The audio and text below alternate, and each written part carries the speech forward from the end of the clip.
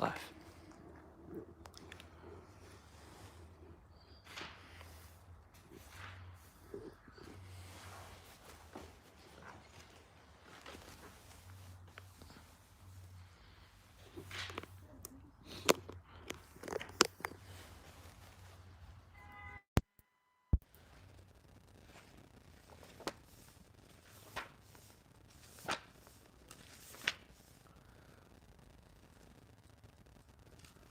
بسم الله الرحمن الرحيم.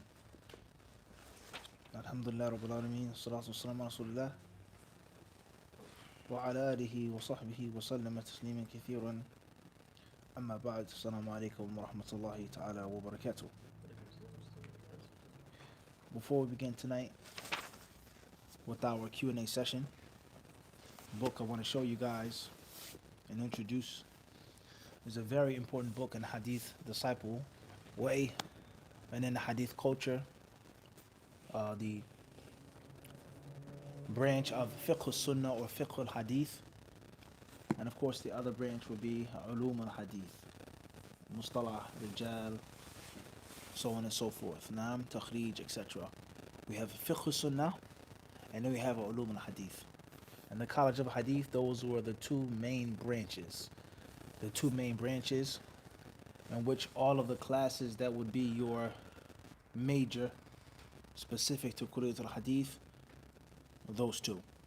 And those who went on to masters and PhD studies would have to specialize in one of those two. They would have to specialize in one of those two. So people say a master's degree from the College of Hadith, that doesn't give it the full justice, or not even justice, just full clarity. Because you can have a master's in Fiqh Sunnah, or you have a master's in Ulum al-Hadith. You have a PhD in Fiqh Sunnah, or a PhD in Ulum al-Hadith. Just like in the College of Quran, Kulliyatul Quran, the two main branches would be Tafsir and Qira'at. Specialized specifically in Qira'at, modes of recitation. A person specializing specifically in the Tafsir. Not saying that the one who specializes in the Tafsir doesn't know more than one Qira'ah, or isn't aware of the different Qira'at, or vice versa. Or what? Vice versa. And of course, there are going to be plenty of times and places in which they merge. All of those sciences are connected. All of them merge. So there's going to be different tafsir based off of qira'at. Like we learn from Al-Qurtubi's tafsir. The fiqh ruling will change, the interpretation will change based off of fatha, kasra, dhamma, med, etc. Based off of the qira'ah, right? And ilm al-hadith, of course, servicing the sunnah, searching it, researching it, the narrators, the ilal, etc. is for the fiqh. So it's all connected. So from those books that pertain to the fiqh al-sunnah side, which is a very important book for any student of hadith, is a book which is called Sharhu Ma'ani al-Athar. Sharhu Ma'ani al-Athar. Okay, and this book is authored by Imam At-Tahawi, rahimahullah ta'ala, of the early 4th century. The author of the famous Aqidah Tahawiyah. He was a Hanafi and he was a Muhaddith, which is considered to be, or was considered to be, even maybe to this day, somewhat of a rarity. Somewhat of a rarity. In which he was Hanafi, his usul, his madhab, but he was also a Sahib al-Hadith, right? And Tahawi rahimahullah ta'ala wrote his famous book, that Aqidah, which is one of the most important and most necessary books for his Talib al-Hadith and Talib al-Ilm to study, Aqidah Tahawiyah. Okay, even though there were some issues and some things here and there. But in general, is a book that is used and dependent upon by the ulama of Islam for the affirmation of the correct creed. So Tahawi rahimahullah ta'ala was rare. He was Hanafi, Muhaddith, Sunni. Khairin inshallah. He wrote this book which is called Sharhu Ma'ani al-Athar, which is basically a book that he deals with the ahadith al-musnada, ahadith with the chain of narration, a mubawwaba under the chapter headings pertaining to the issues of fiqh, and sometimes he will bring different ahadith or different rulings that seem to be contradictory or to seem to have some type of clash, seem to be mushkila, polemic, similar to his other work Sharhu Mushkil al-Athar. But this is Ma'ani al-Athar. It's a bit different. So he has Sharhu Mushkil al-Athar, and then he has Sharhu Ma'ani al-Athar. So Talib al-Ilm is going to benefit from this book first and foremost as a book of hadith. This is like Sahih Bukhari here. Meaning it's a book in which the author quotes with his isnad, haddathana. So you're making takhrij of a hadith. You would say akhrajahu al-Tahawi fi sharh ma'ani al-athar. Imam al-Tahawi collected in his book sharh ma'ani al-athar. Just like you would say akhrajahu al-Bukhari fi sahih. Collected by Tahawi. It is an original book. It's not a marji'. It's not a reference. It's not like 40 hadith, which is a reference. Bulugh al-Maram, which is a reference. Right? This is the actual asl itself, masdar. This book has the hadith with the isnad between the author and the Rasul sallallahu alaihi wasallam. And obviously he died in the early 4th century, around 321 to be exact. So he's close to the 3rd century, the golden era. Everyone understand this? And the scholars of hadith, as we've explained before, they continue to quote and to bring the hadiths with their chains of narration all the way up into the 7th, 8th, even 9th century.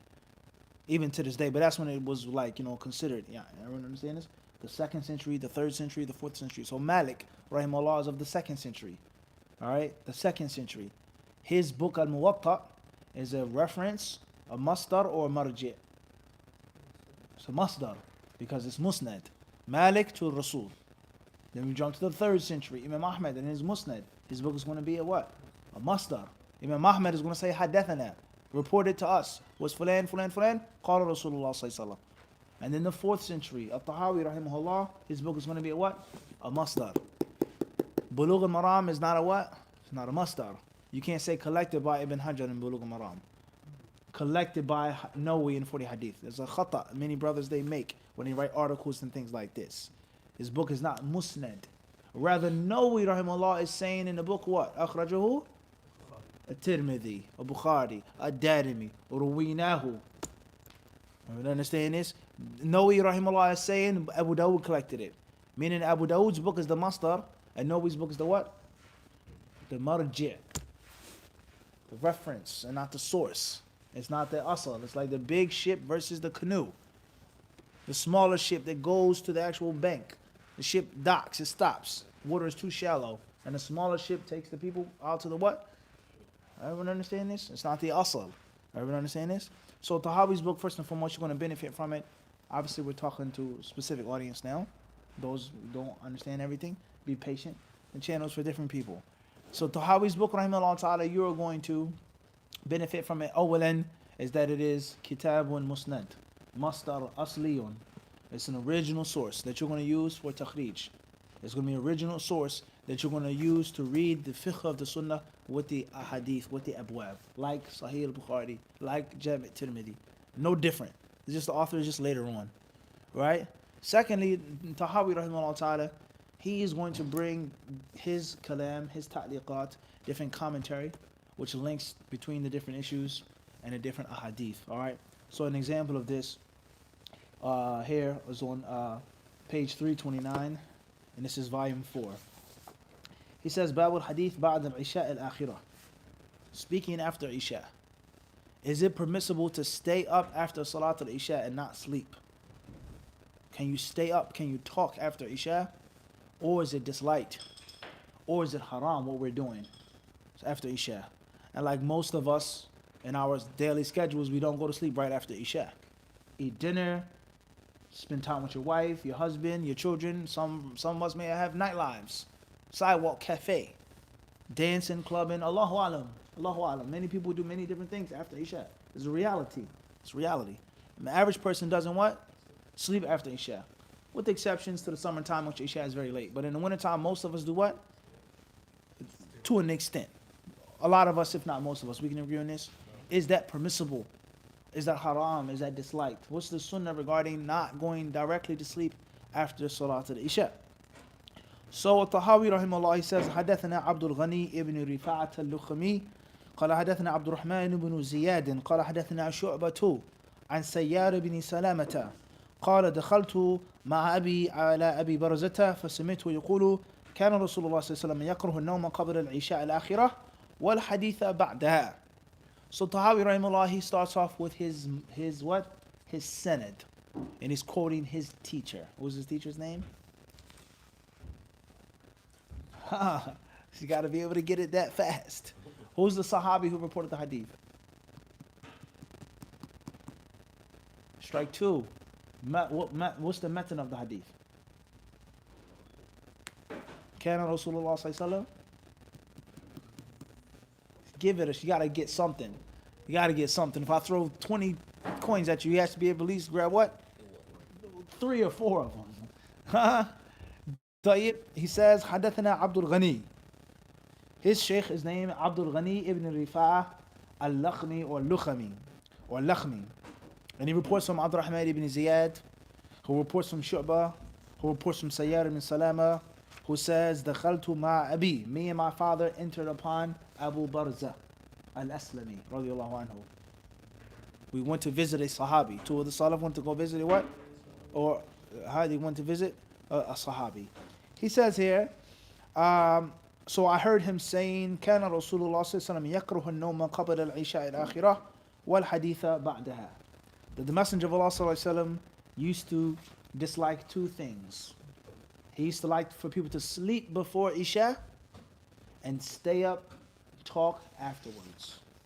The Prophet wasn't fond of either of these 2 acts. Those who take naps before Isha and those who do what? Stay up after Salatul Isha. Tahawi rahimahullah ta'ala, he then says, حدثنا محمد بن خزيمة قال حدثنا حجاج قال حدثنا حماد بن سلمة عن سيارة فذكر بإسناده مثله. Another version, another isnad. Then he says, قال أبو جعفر, his kunya, the uslub of Tirmidhi, قال أبو عيسى Ibn Abdul Barr, قال Abu Umar. Many of the ulama of the past, they would say their kunyas instead of saying قلت, I say, or just talk, but they would say قال Abu Fulan, talking about themselves.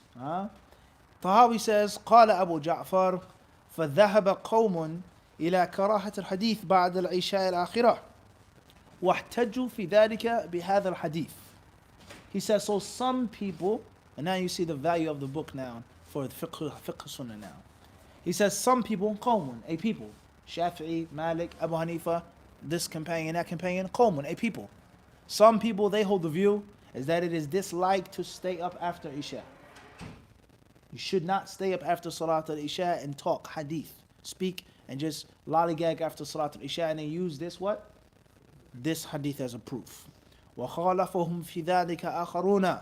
And other scholars, akharun, others, they say what? No, it's not disliked, it's not haram. Whether the word karihu means haram or dislike, but they say it's okay. لَيْسَ بِهِ بَأْس. Others, they say, أما الكلام الذي ليس فيه أو ليس بقربة إلى الله عز وجل وإن كان ليس بمعصية فهو مكروه فحين أو حينئذ لأنه مستحب للرجل أن ينام على قربة وخير وفضل يختم به عمله. Allahu Akbar. He says, others they say that the speech which is not a means of getting closer to Allah, even if it isn't haram, listen carefully, something could be haram, something can be a means of you getting closer to Allah, or something could just be what? Mubah. We're not doing nothing bad, we just hanging out, relaxing. We go get something to eat, we drink some tea, make a couple of jokes. No one is chasing no girls, drinking, smoking, nothing impermissible. But it may not necessarily be what? Qurba. Qurba, getting close to Allah, seeking ilm, praying, doing something which is actual ibadah. He says these other scholars, they say that is the thing which is makruh. That's what's disliked. To stay up after Isha and not busy yourself with something which is what? Qurba. A means of getting what? Close to Allah. Everyone understand this? He then says here, and that is because, listen to this beautiful fa'idah Khalid. He says, and that is because it is recommended for a man to go to sleep upon seeking closeness to Allah. And that should be the seal of his day. The last thing that you do of your salat that you did, you fed your wife, you lowered your gaze, you stayed away from backbiting people, all of the good deeds that you did, the final thing should be some type of what? Qurba. That should be the khatam, the khitan, the seal of your deeds. Whatever it may be, reading the Quran, making witr, reciting Ayatul Kursi, whatever what? Something, saying a good word to a Muslim, helping out a Muslim, whatever it may be. You may be in your bed, someone sends you a text message, I need some help. and you send them some money. That's what? That's qurba. We're talking about 2020 now. It doesn't always have to be a thing which you have to get out of your bed, right? That's qurba. You say nasiha to someone. Someone asks you a question, you answer the question before you go to sleep. Whatever khair it is in 2020 with the technology that you have, right? He says here, فَأَفْضَلُ الْأَشْيَاءِ لَهُ أَنْ يَنَامَ عَلَى الصَّلَاةِ فَتَكُونْ هِيَ آخِرْ عَمَلِهِ. He says, and the best thing for a person to do at the end of his day is prayer. For that prayer to seal off his day, right?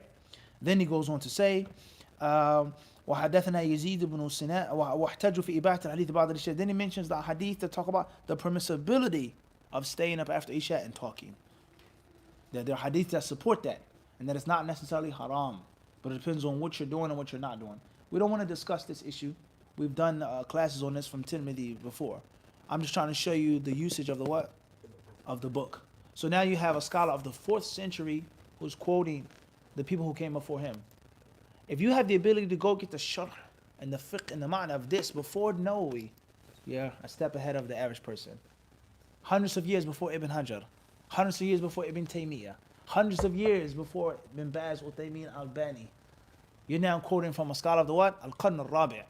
So what is that going to do for the confidence in your argument now? A person comes and says, oh, this is a made-up interpretation. It's a Wahhabi interpretation. Ibn Taymiyyah made this up. Al-Taymiyyah made this up. You say, whoa, slow down. Between me and you is what? At-Tahawi, 321. Ibn Taymiyyah was thought of? No. Ibn Abdul Wahhab thought of? No. Albani bin Baz what? So, silence. And he's Hanafi.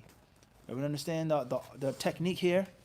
The technique that you're silencing an opponent. But you can't do that if you're just taking from the what? One scholar of the modern age skimming from the surface. And sticking to that and fanatically claiming people, you have to just take it from this one scholar. And then accusing other people who go to the source and dig to the asl, they say, oh, you think you're better than the what? The scholars or the brothers, the students of knowledge. We take from the scholars of the current day, and there's no need to go back to the current book. All right, so we talk about madhab al-salaf. The fiqh of the salaf pertains to aqidah, pertains to hadith, pertains to ibadah, akhlaq, tafsir, kullu shay. Is that you go back to the what? So, the ancients. Everyone understand this? And then you gradually what? Work your way up. And there's no confusion with regards to going to the original source. It does not necessitate that you disrespect a modern day or a later day scholar. It does not what? It does not mean that. There's no disrespect to Sheikh Fulan who's living, or Ibn Hajar, or no Abadan. But I choose to go back 400 years earlier. Everyone understand this? So he discusses these different madhahib of the ulama and their proofs and their evidences. And you keep reading a book like this, inshallah ta'ala, you'll inherit the wisdom. And you'll understand how to make comparative fiqh successfully. Which is the proper fiqh hadith. And which you take from the dalil organically with knowing the other madhahib, and you know why. This is rajih, marjuh, so on and so forth. Everyone understand this? So a book that every talib al-hadith should have in his library is Sharhu Ma'ani al-Athar. If you can't get the book or this copy or whatever, get the PDF. And inshallah ta'ala, from time to time, look through the book, peruse through the book, make bath through the book, and anything, إذا أشكل عليك شيء, anything that's problematic, سألت أستاذك وشيخك. You ask your teacher and let him or her clarify to you. And Allah Azza wa Jalla is the one who gives all success. Initial J.A. Philadelphia, PA. Assalamu alaikum, Shaykh. I came across the hadith about the prohibition of praying at noon. Since Salat al-Dhuhr comes in at noon, is this the reason why a lot of masjids delay the prayer for half an hour? Also, how does a person put a time frame on when to start the prayer when noon comes in? Bismillah. When that salah is in, salah is in. It is not disliked or haram to pray when the prayer has come in. We have concepts in Arabic and in English. It may say noon in English, but it doesn't mean that's the original text in Arabic. Al-Hajira, Al-Dhahira. These different words and terms could be equivalent in English to noon, but it doesn't mean that the Prophet is talking about prayer in the wintertime in the United States. Everyone understand this? So when Salatul Dhuhr has come in, it is permissible to pray, and it is not disliked to pray. And the prayer doesn't have to be pushed back 20, 30 minutes. When the prayer comes in, is what? It's in. You understand this? The concept of making voluntary prayers at this time, at that time, different story. Well, هذا والله أعلم. Initials R.E. Richmond, Virginia.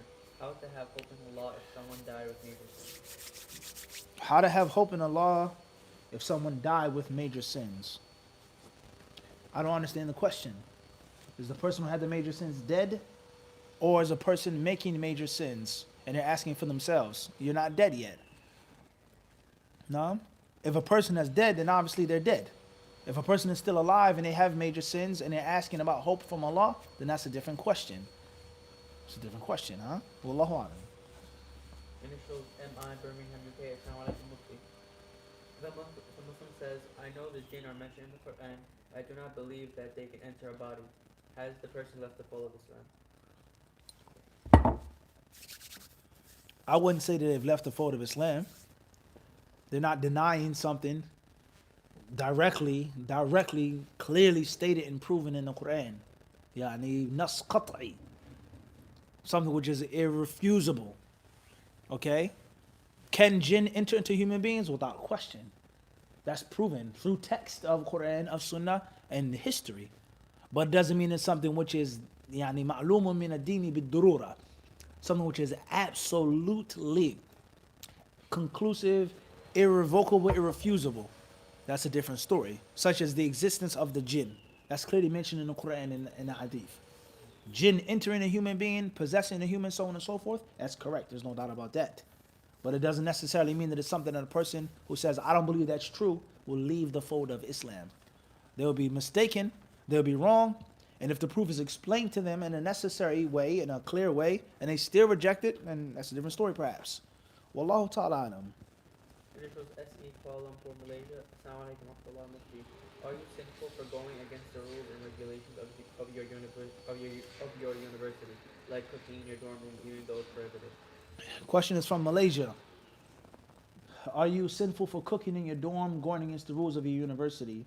I wouldn't necessarily say you're sinful unless it's a rule that's made for the safety and the protection of others.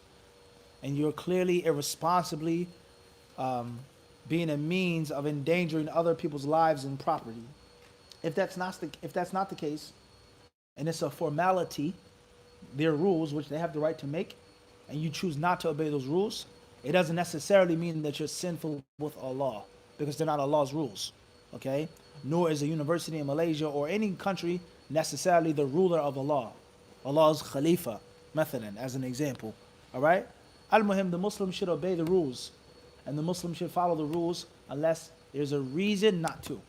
A need or a necessity, something that's against the deen, different story. But if there's no need to break the rules, follow the rules. And in most cases, the rules are made for common sense or at least for safety. Even if it isn't necessarily correct, but you'll never have a problem by not making no rice in your dorm room.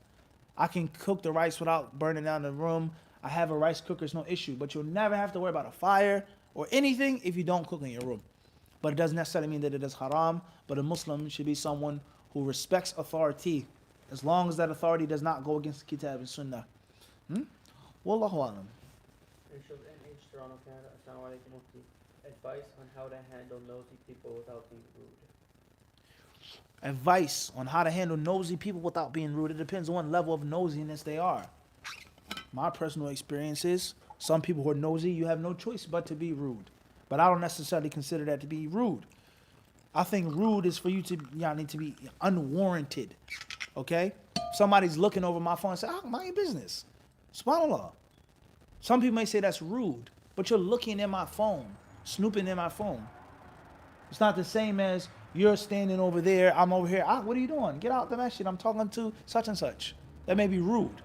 All right? What's important is that the nosy person is violating the rules. Nah? The nosy person is transgressing the boundaries. So the one who's protecting his honor or wealth or property is not to be blamed and accused. Rather, the nosy person is to be blamed and accused. All right? So at the end of the day, there's some nosy people or nosy people that you don't have to be that blunt with. You can just use a bit of hikmah, a bit of tact, a bit of wit, a bit of discretion. And there's some people that refuse, illa an yakuna nosy. They have to be nosy. You may have to give them a what? a stiff arm, or other movements. Al muhim, every situation is different. The Muslim is always to be, inshallah ta'ala, try your best to be the smoothest as you possibly can. Not to offend someone unnecessarily, but it doesn't mean that the Muslim is supposed to, what? Just bend and twist and dance and hide all the time. No, sometimes you have to be upfront. And sometimes you have to give the newsy person nasiha. Taqillah, ya akhi, fear Allah. Stop being newsy. Stop snooping. Stop spreading gossip. Stop spreading people's business. Wallahu alam. Initials OR, Springfield, Virginia. Assalamu alaikum, Mufti. A dear friend of mine recently passed away, and I feel much guilt as he looked up to me as an older brother, and I feel like I failed him.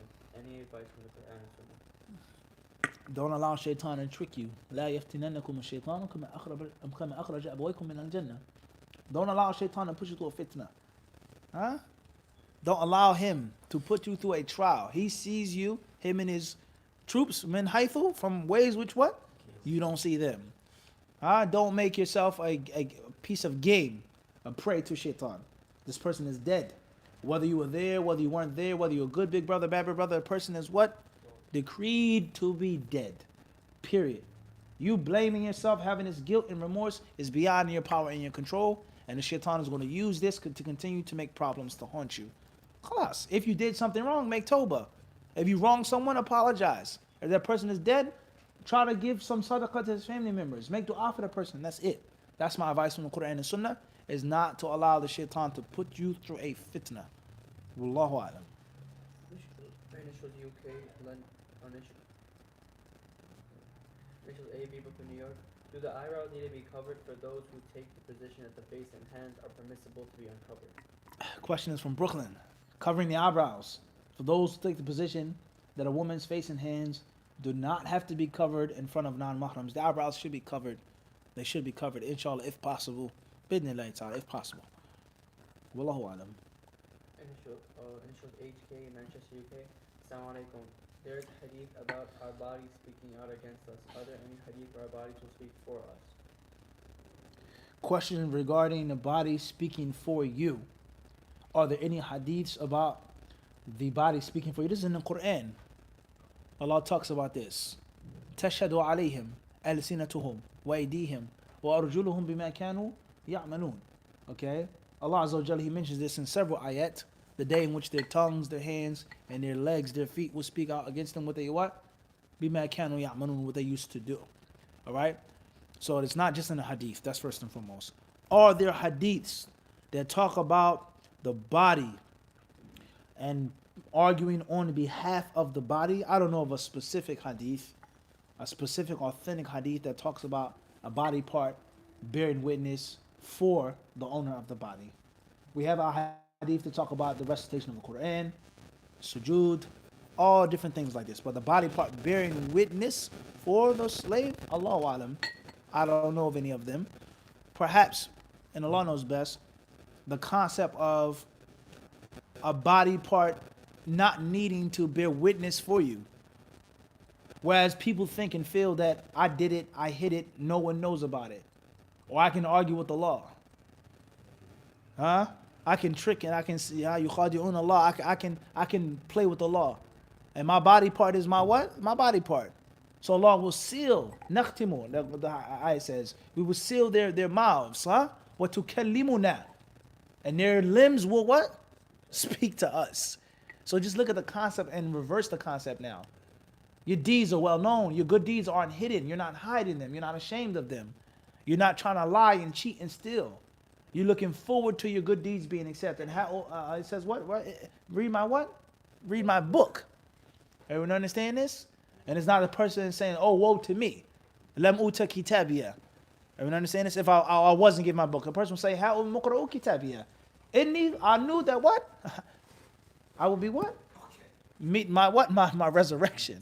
So it's a difference here between a person looking forward to good deeds, versus a person thinking that at least the last frontier is my what? My limbs. And Allah will seal the mouth and let the limbs talk. So perhaps that is the secret behind that. Wallahu ta'ala alam. Initials AS on the UK. What is the correct level of ghira to have according to the Sunnah? I find it hard to balance the level of ghira found within ahadith within the dynamics of Western society. Questions from where? London, UK. Questions from London with regards to having jealousy for one's spouse or wife and the correct balance in the hadith. I find it hard to do this in the Western society, etc. Yani, do you have an authentic hadith in which the Prophet ﷺ says that this is ghaira and this isn't? Letting your wife doing this and letting your wife not do that. Do we have that specific text in the Sunnah? Or do we have the specific or the general understanding of jealousy for one spouse? And first and foremost, inna Allah yaghar, that Allah Azza wa Jalla is jealous. And Allah's jealousy is when a servant commits the fawahish and the haram. وَلِيَذُ بِاللَّهِ لَا أَحَدْ أَغْيَرُ مِنَ اللَّهِ. No one is more jealous than Allah. You understand this? And obviously the things that He's jealous for is us doing the haram. And we have specific text stating which is haram. Of zina, of this sin, of that sin, of murder, of so on and so forth. So if we have a specific text stating how the husband is to be jealous with his wife, then that's one thing. And if you don't, then it goes back to the general principles. الرجال قوامون على النساء كلكم راع وكلكم مسؤول عن رعيته. And it doesn't not necessarily mean that a person takes his insecurities and he's an emotional wreck and he takes his wife as a pincushion or a punching bag. I'm insecure, I'm jealous, so therefore I'm going to abuse you. Don't do this, don't say this, don't go here, don't do it. No. But you would never ever want any man to violate your sacred, your tent, your wiki up or your yurt. Everyone understand this? Your what? Your nomad tent. You said he entered the marquee without what? Without permission. That's not the same as you going outside the tent looking and, oh, who's near my wife? Who's near my wife? It's a difference. It's a what? It's a difference. So insecurity is a thing, and having a balanced jealousy for your wife is a what? Is a thing. And of course, if you truly love a thing, you truly want a thing, then of course you're going to be jealous and fearful of you what? Losing out on that thing. I don't understand this, but it's a balance. And extremism is blameworthy no matter what. Many brothers, they get into arguments with their wives, they divorce their wives, they may abuse their wives, and they say it's ghaira. I'm being jealous for my wife. Who told you that? Who told you that? That your wife can't go outside and walk their children to the park? Who told you? What hadith said that is you being jealous for your men? Who explained that to you? The Prophet, sallallahu alaihi wasallam, an authentic hadith? Where? Kutub Sitta? Where does it state that at? Where are you getting that from? Let alone you have to look at your cultural norms. Saudi Arabia is not London. It's not the same. And everything that they do in Saudi Arabia is not from the Sunnah. Many things are, alhamdulillah. Many things are intertwined culturally and the Sunnah. But there are many things which are what? The exact opposite. All right? And then there are other things which are just do it if you want to and what? Don't do it if you don't want to. If you want to adopt that culture, that's fine. But don't make that the Sunnah. And don't ostracize yourself from the London culture, which is wholesome. We're not talking about eating pig's blood, this pie, and then we're talking about the Sunnah of the UK, which is what? A value, which is a good thing to do. You stick to that, and you don't have to imitate or copycat or mimic another person's culture, which is not directly the what? The Sunnah. If you choose to, that's fine. But don't say that this is the what? The Sunnah. You can't know my wife's first name now. Because overseas, a woman isn't called by her first. You can't say that. You can't say that. Everyone understand this? So balance. Wallahu a'lam. Initials ED, Brooklyn, New York. Assalamu alaikum, Mufti. When working in marketing as a Muslim, what are things that you can't advertise for? Anything which is haram. Whoever Allah wants good, He gives him fiqh of the deen. The Prophet ﷺ has told us what cannot be sold. Things that cannot be sold. Meta, dead animals, carry on. Asnam, idols. Khinzir, things like this. Khamr. Alright? These things cannot be sold and they cannot be advertised. So you have to use the knowledge of the Sunnah and apply that to your workplace. They're advertising this product and this type of clothes and this TV show. You know the ruling. Wallahu alam. If something that you don't know, you ask about it specifically. You ask about it what? Specifically. Is it permissible for me to sell nutmeg and advertise nutmeg? You have to ask about that what? Specifically. But the general haram is haram. Wallahu alam. Initials DK, Lorton, Virginia. Assalamu alaikum. Welcome back to the States. I'd like to know if a woman isn't having her regular periods on time due to disruptions in her hormones after getting out birth control, would she still need to wait 3 menstrual cycles or 3 months for it to be over? Questions from Florida. With regards to a woman who experiences irregular menstrual cycles due to coming off of birth control, if she's divorced, does she still have to wait for 3 menses or can she do 3 months? Thank you very much, Jazakallah khairan, for welcoming us back to our home, the United States of America. May Allah bless all of the Muslims and guide all the non-Muslims. Me personally, I feel if a woman's menses are irregular, and in most cases they're not going to be regular for some time, then she takes the ruling of those women who wallahi, those women who lam yahidn, who have no menses. مضطربة الحيض يعني, her menses are all over the place. And I don't feel it's correct. And obviously when I say I think and I feel, I'm talking about from the kalam of the fuqaha. The issue, not just my what? Opinion that's directly from my pocket. Everyone understand this? For clarification. Everyone understand this? That's what I mean when I say I feel. Meaning from the bahth and the nazar, from looking into the kalam of the ulama and the text and the hadith. Right? That's what I mean by that. Not just it's off the top of my head. But you don't have no menstrual cycle. So, I think and I feel if her menses are a bit off, then she should be patient. If she has to wait 4 months, 5 months until she completes the 3 menstrual cycles. Even if it was 6 months, methadone. As far as there's no time, it is way irregular. She could be waiting a year and a half, 2 years, 8 months, 9 months. And it's a difficulty and it's a hardship. And it's clear that she is not pregnant and she does not wish to remarry her ex-husband. She does not want to go back to him. Then she should take 3 months. She should take 3 months. Under those what? بهذه الضوابط يعني والله أعلم. And that's because a woman who doesn't have regular menses, she has irregular menses, according to that kalam of the fuqaha, she could be waiting for what? 3 or 4 years. That's a haraj, yani, a clear hardship and difficulty. And they say that she has a menses and she has to what? She has to wait. That's a difficulty. Allahu Alam, what situation she may be going through and she needs to get married. Or she needs to be away from this man who's holding her in harm for a year or for 9 months because her menses are what? All over the place. And this is why some of the ulama of Islam mention and say that a woman should not use birth control and other types of contraceptives which disrupt the natural flow of the menstruation. We have to be mindful of these things. It's permissible, but what happens to the body? And only Allah knows. You talk to the women that have been using birth control for a very long time, only Allah knows what they go through. Their hormones, their body, their this, that, and it's all over the place. And that's because you're disrupting the law in a natural way. The blood was meant to come out during this time. I want to make Hajj, I want to make Umrah. Allah made Hajj obligatory. He made Umrah legislated. And He also created you with menstruation. Have sabr. And if not, if you want to use it once, okay, but you keep abusing that drug, your body is going to what? Allahumma musta'an. No. Khula, the correct view, inshallah, is that it's just 1 menstrual cycle. So, if she had no mens whatsoever, it's clear she wasn't pregnant, at least wait a month. Wallahu a'lam. This was J.A. Philadelphia, Pennsylvania. Assalamu alaikum, Sheikh.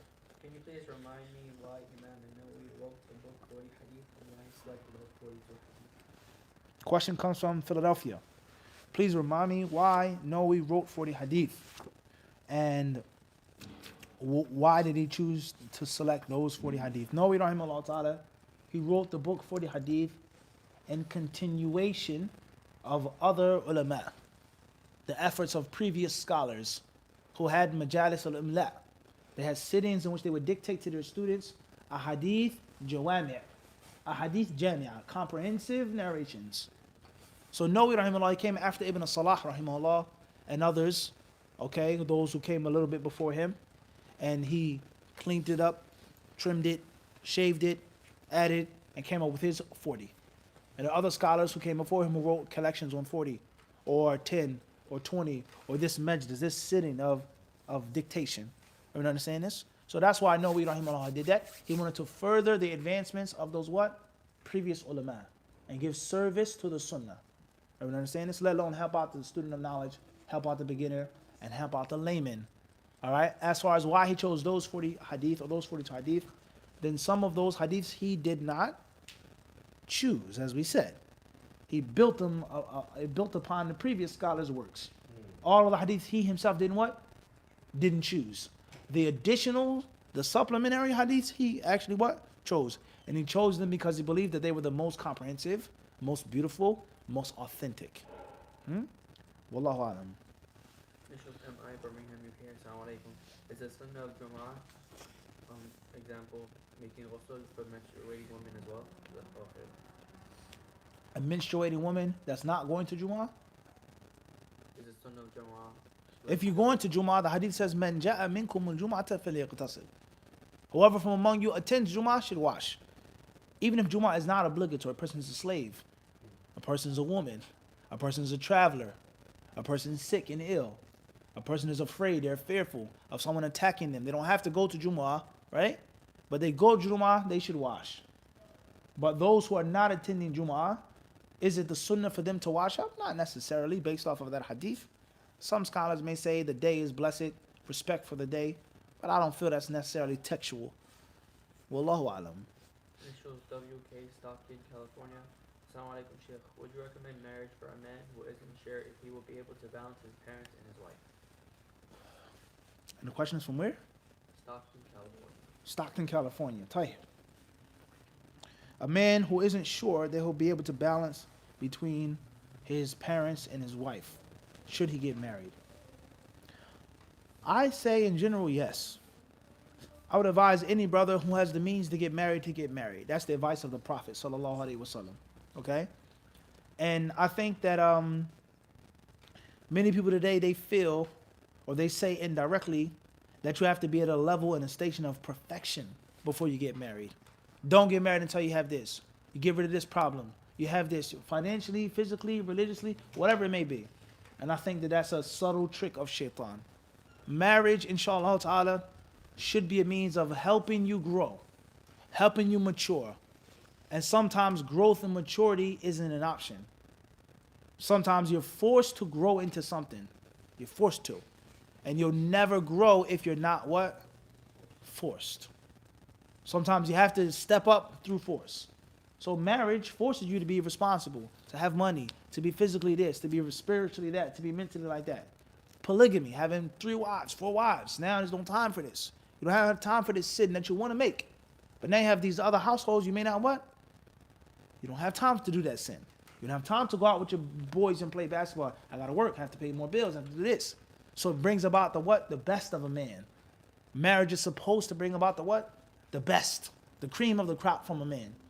And that cream is not just brought out through leisure all the time. So sometimes you should take the step, force yourself to step up, to level up, get married, inshallah ta'ala, and work on balancing your relationships. And there should not be no imbalance. Your parents are there, you love them, your mother gave you birth, your father was there for you, they taught you, no doubt. You love them, you serve them, you obey them, you respect them. And then there's your wife. From one aspect, your wife is closer to you than your parents. From one aspect, your wife has a greater haqq over you than your parents. And your husband, vice versa. And from another aspect, we say, no, you're closer to the parents. They are your blood. A woman could leave you, a man could divorce you, beat you up, abuse you. Your parents will always be your what? Your parents. They were there for you for day one. And from one aspect, the obedience to your father, to your mother comes before serving your wife or your husband. But it's not 50-50. And it is an absolute. It's a seesaw. In this situation, wife has to what? Come first. In this situation, the mother what? Has to come first. The father is respected over the husband in this situation, but not what? Not in that situation. When everyone is balanced and reasonable, these different incidences and skirmishes will be limited. Because, listen, my son is a married man. Son, come over my house right now, and it's a Friday night at 10 p.m. I want you to mow the lawn for me. وَبِالْوَالِدَيْنِ إِحْسَانًا. Obey me. What reasonable father is going to do that? On a Friday night? In most cases, he's what? With his wife. So if it's not a need or a necessity, the reasonable balanced father is not what? I'll call him tomorrow morning, Saturday morning, or Monday. Son, I need you to do something for me. Son, give me your paycheck. Nothing. Boy, I what? I raised you, boy. What, what do you mean you ain't going to give me your paycheck? Huh? Until as the hadith says. Right? But the balanced, reasonable father, he's not going to do that when he knows the son is paying bills. Hey, listen, son, I need to borrow $50. Can't you help out the old man? I need you to give me a new car. But it doesn't mean I'm going to come to your house, Mercedes-Benz, and what? Embarrass you in your workplace. Give me a car right now. So the father who's reasonable and the mother who's what? Reasonable, there'll never be a clash. And that's because the parents are here and the wife or the husband are what? There. You don't have to mix the two. Food. Which food do you like better? You have your meat, you have your starch, you have your vegetable, your soup and your salad, you have your dessert, you have your drinks, you have the mince. I like the dessert better. I like the chicken better. I like the rice better. I like both equally. But one thing's for sure, the brownies are not the what? Roasted chicken. They're two different what? Things. Two different tastes, two different times. You don't what? Mix the two. So I love my mother, I love my father like no one else. And you tell your wife, your husband, please don't ever try to what? Force me. And vice what? Versa. No father in his right mind is going to say, son, divorce her right now, and if not, you're a disobedient son. And there's no reason for the woman to be divorced. So it's all about balance, brothers and sisters. And it's all about being reasonable. Some people are just unreasonable. No matter how hard you try to just refuse basic common sense, and they must have their way. And of course, many parents, they suffer from things. When they were younger, their mothers oppressed them. Their fathers did them wrong. And now it's their time to do it. And the cycle continues. All right? So what's important is get married, make jihadun nafs, seek Allah's help, work on yourself, bi'idhnillahi ta'ala. It's a good thing to get married, inshallah ta'ala. And the relationships don't have to be what? Mixed. There's dessert and then there's what?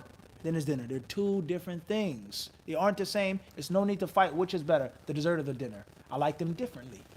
I like them what? I like them differently. And seek Allah's refuge from shaitan and him casting into the hearts jealousy and insecurity. Wallahu alam. Initial AS from the UK. Is dua more likely to be accepted in Mecca and Medina? Also, in what situations can we stop midway through the salah? Is dua more likely to be accepted in Mecca and Medina? In general, yes. The nobility of the place, the sacredness of the place. However, that does not mean that you can't make dua where you are. A person may be a sinner in Mecca. A person may be making dua with transgression in Mecca. A person may owe a person money, have wronged someone. And you may be in wherever you are, in America, UK, you make dua and Allah answers your dua. Allah, inna Allah yaf'alu, Allah does what? Ma yasha, what he wants to do. There's no one that can force Allah to or not to accept the dua. But there are times and places, and there are situations, ash'atha aghbara, you're dusty, dirty, you're working hard. There's certain situations which is more likely. وَاتَّقِ دَعْوَةَ الْمَظْلُومِ, fear the dua of the oppressed. Because there's no what? Hijab between the person and Allah. But it doesn't mean that every dua is accepted and every dua is rejected.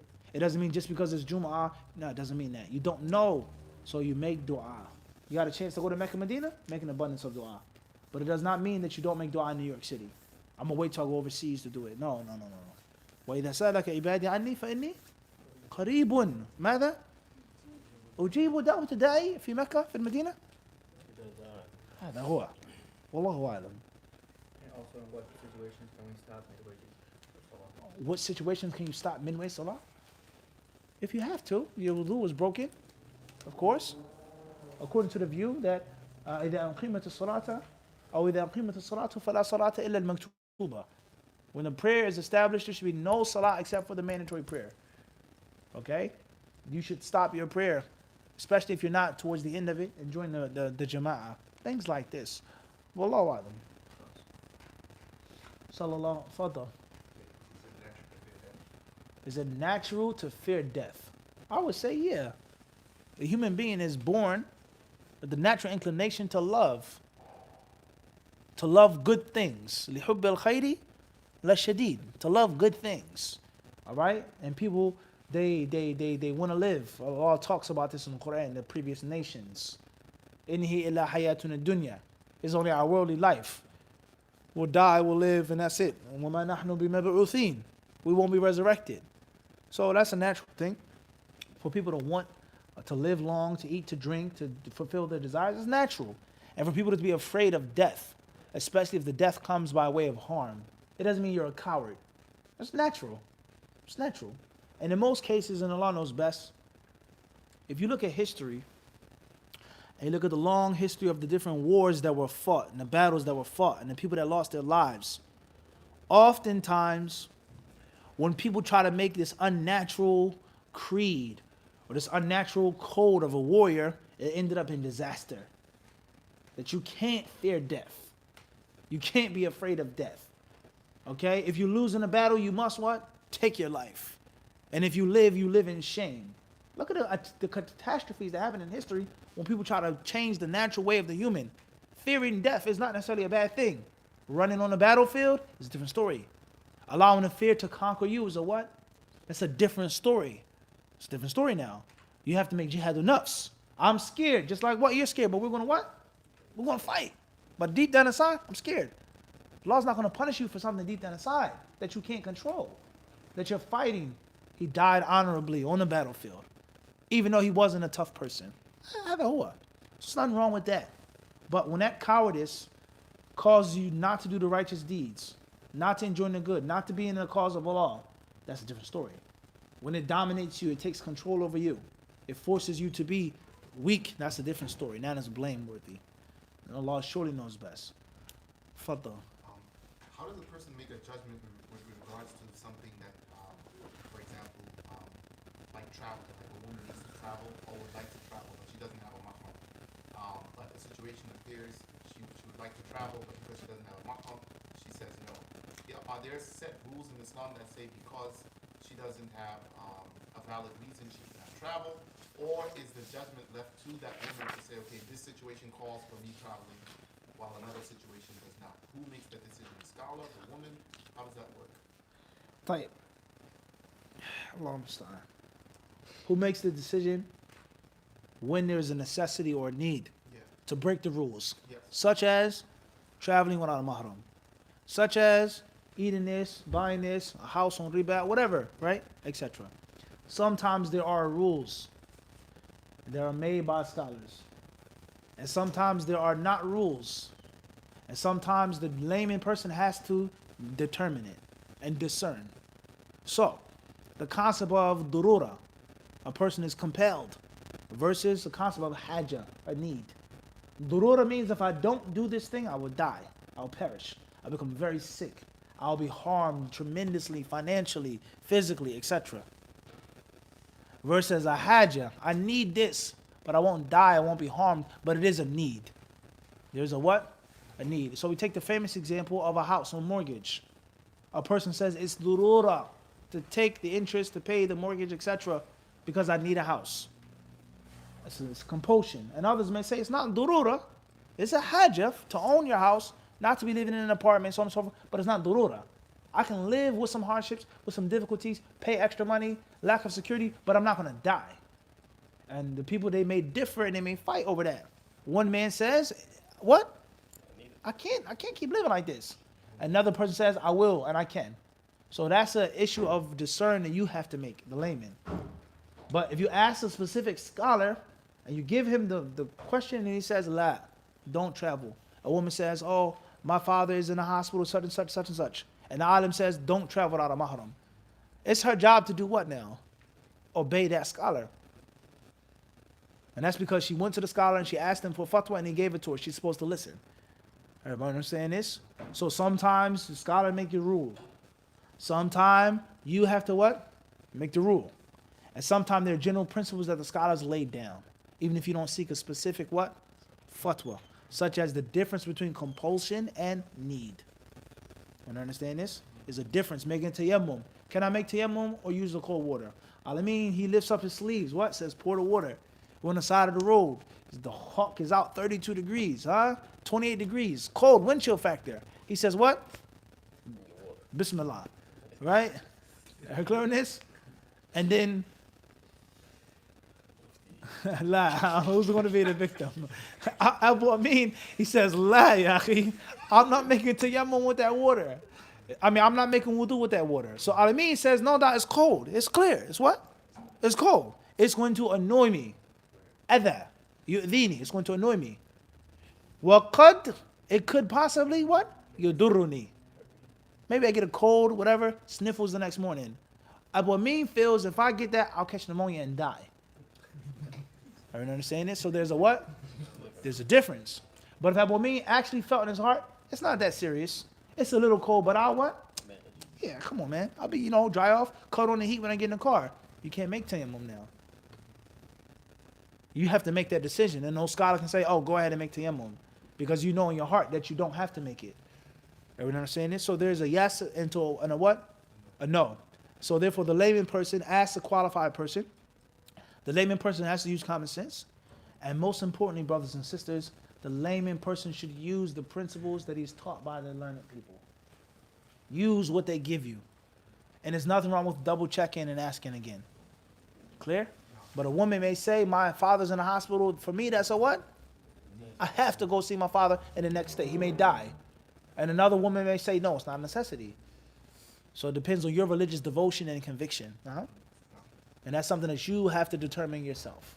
No one can determine what is or what isn't durura unless it's something that's clear. Wallahu ta'ala alam. Sallallahu sallam mubarak. Ala abdi wa rasulih nabina.